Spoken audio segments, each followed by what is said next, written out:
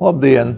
Mani sauc Bils Strupuls, esmu farmaceits. Šodien pastāstīšu jums par olīvu lapu ekstraktu labajām īpašībām. Ir pierādīts, ka saturā esošajiem polifenoliem ir daudz vērtīgas īpašības, kuras jūtams arī mūsu veselībā. Kas tad ir šie te polifenoli? Kas ir šis te oleoeuropeīns, kurš ir, pat uzrādās 20% daudzumā šī te ekstraktā?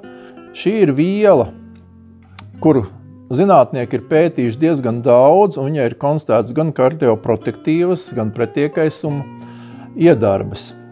Arī pret vēža antiangiogēnas un neiroprotektīvas vērtības.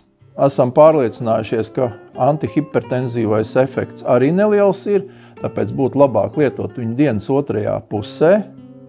Tā būtu tā reāli, lai tas asins spiediens, kaut arī viņš nepazeminās tik daudz, kā mēs varētu gaidīt no medikamentiem, protams, un salīdzināt ar medikamentiem nevajadzētu, bet veselīguma uzlabošanai, jūsu asinsvadu veselībai, šis būs ļoti labs elements katrā ziņā.